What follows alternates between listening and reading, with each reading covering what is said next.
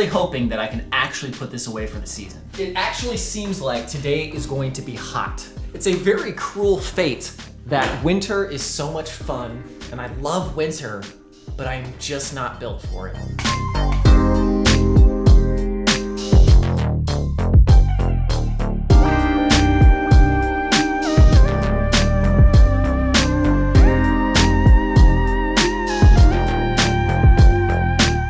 We've got lots of time for this episode, so I'm going to just continue to write music. We might have like a mostly new music episode for this one.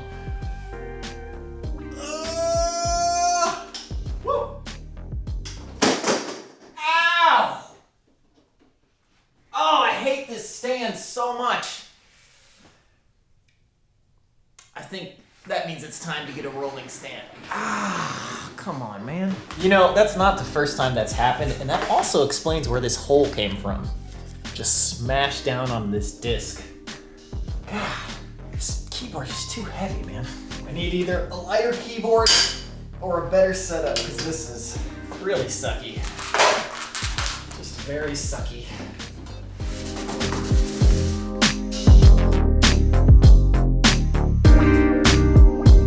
There is nothing to eat.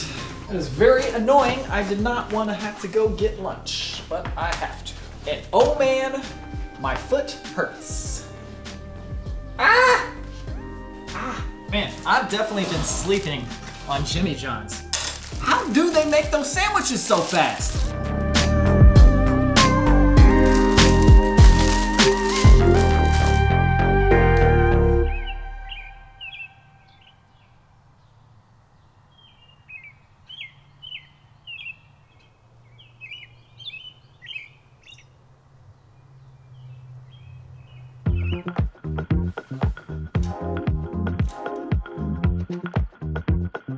Okay, we got an update from Howard here. He has made a chart. He actually found the image of my mower and his mower. He's already mowed 8 times.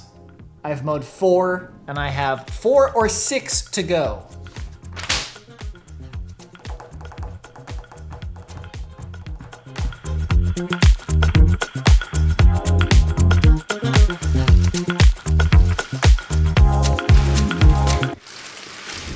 To be perfectly clear, if it were up to me, I wouldn't mow it at all. You'd have a nice snake and insect and animal habitat, but I can't really get away with that where I live. However, I was talking with Howard and he was talking about how nice it was to mow with an electric mower. Electric is just much, much nicer.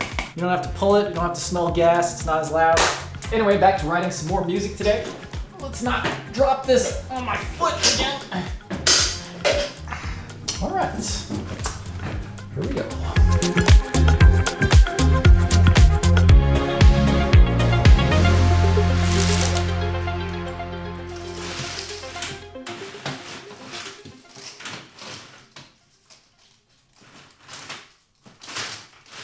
So, Tears of the Kingdom. I don't know if it's me that's changed or if the game has changed substantially enough from Breath of the Wild, but I've enjoyed this so much more than I enjoyed Breath of the Wild. So you can see that I've played for 60 hours already. And I'm pretty sure that that is more time than I played in Breath of the Wild by myself.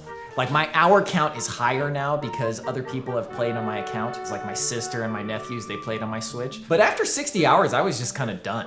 And I will say that I have also been using the duplication glitch, and it has made it so much more fun for me. Like I just got the Fierce Deity outfit. Look at this thing. Look how cool that looks, man. And look at that classic outfit. Come on, man. And without the duplication glitch, good luck upgrading those because the resources that you need to upgrade those is just like, I want to be able to use these outfits in the game. I don't want to spend like 50 hours collecting the resources I need to upgrade that to actually use it in the game. Which that actually raises the question, would I be enjoying this game as much if I didn't have the duplication glitch? I don't like being resource limited in that way. The challenge that I like is trying to figure out puzzles. Like looking up puzzle solutions, that's only like a last resort if I think that the game is broken. Which isn't it funny that every time you think the game is broken and that there cannot possibly be a solution to this, you look it up online, you're like, oh, I hadn't thought of that. Anyways, my plan is to not finish the main story until I've really gotten my fill of exploring the world map,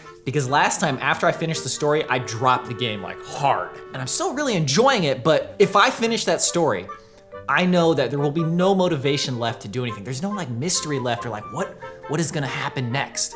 I need the what is gonna happen next to make me really excited about exploring, which I am.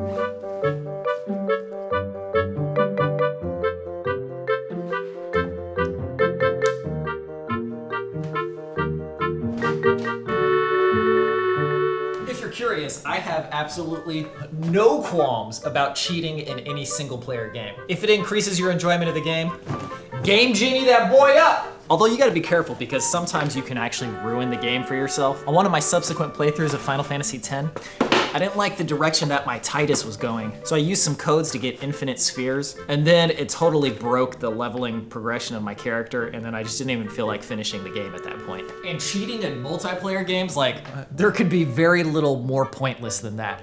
The whole point is to test your skill against other people. The winning of it doesn't feel good if you cheated. Although doing a bunch of cheats against a bot, that can feel fun. You just kill a bunch of bots like God mode or something. Anyway, let's go for a run. Unfortunately, I pulled like a calf muscle the other day and I haven't been able to run. It feels perfectly fine while I'm walking. I don't know, I'm trying to jump up and touch the rim the other day. I think my body's not made for it anymore. Yeah, just a real light one. Oh yeah, come on.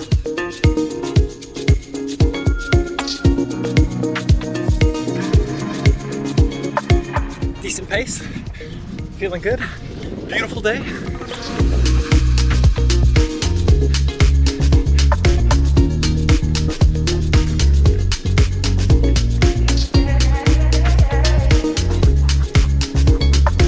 Maybe this is really obvious, but exercising is just like wearing a retainer. If you go without it for too long, then it becomes painful to even put the retainer in. And if you go too long, you can't even use the same retainer that you were using before. With exercise, the same thing. It's gonna hurt at first, and then eventually you won't be able to do that specific exercise. You're gonna have to do something more lightweight, like maybe biking, swimming. Did I already talk about the retainer exercise thing? One of the biggest problems that I have in filming my life is that I can't remember if I told a story to a person, to the camera, or to a different person. Or if I've already told it before to the camera, but not to a person, and vice versa. Anyway, where are we at now? 48.5 VO2 max. That is a trending upward line if I've ever seen one. The peak was COVID, but then ever so slightly, we're trending back upwards. So I was watching the movie Speed last night on Hulu, and that movie makes it much more obvious to me why people always compared me to Keanu Reeves. Because when I was in high school, I even had that same haircut. And let me tell you, thank goodness that people really like Keanu Reeves. Because can you imagine looking like a celebrity who people hate? Oh, it's like even if people don't want to do it, they would have this natural tendency to compare you to them.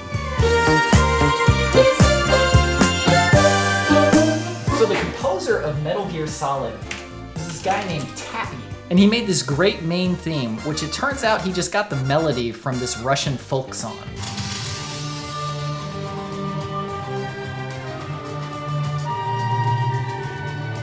At the time, I was like, dude, he just copied the melody. But I don't know what the legalities of this are, but I know for me personally, I've written so many hundreds of melodies, and so many of them sound so similar to each other, and so many of them were inspired by other melodies that it's not that big of a deal. However, I will say that listening to the Speed soundtrack, I'm like, this also sounds like Metal Gear Solid. And I'm like, did this guy just like listen to stuff and be like, oh, that'd be good for Metal Gear?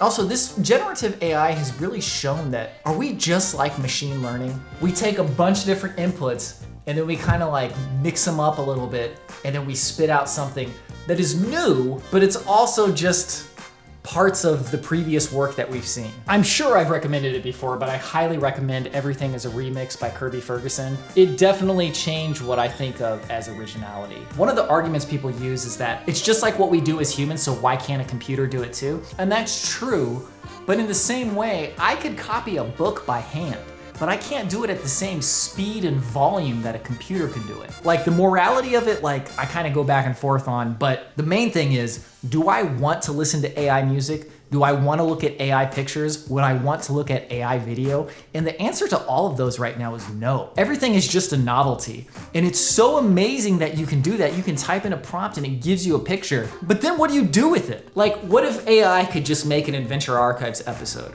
Would you want to watch that? Now, as I've mentioned before, getting an AI to train on my own music and be able to write my style of music, that is kind of appealing. Although I feel like if I did that, I would have the same problem that I'm having right now, is that I'm writing music that sounds like my music when I want to write something new and fresh. So an AI is really not going to help me that much with that. There's this writer named Ted Chiang, and he was on the Ezra Klein show, and he was talking about fears about AI or just fears about capitalism and losing work. And that's just like the same thing that we've had with everything. Anytime a new technology comes out, when it puts people out of jobs, that's the real fear, not the technology itself. The technology itself is usually supposed to be helpful. So in conclusion, from a creative standpoint, AI is not that exciting to me. But I remember when YouTube came out and I was like, who wants another video sharing platform? That was literally the first thing I said about YouTube. And we all saw how that went. So me predicting the future, you can I feel like you could bet on the opposite of whatever I bet on. And if you use all these technologies as like a tool for your normal creation process, I could see how it could be super helpful. Like say I was like, oh, I got this C chord and then an A minor, and then I don't know where to go next. AI, generate me 20 ideas. And they're like, oh, that sounds good. And I'm like, okay, man, give me another one after that. So then it could be this combination of basically using AI as your music theory master and using yourself as the taste decider. And that aspect of it is quite exciting to me. Are we there yet? We're probably already there. I probably need to look into those technologies. Anyways, thank you very much for watching the vlog. Hope you have a good one. I'll see you in the next one.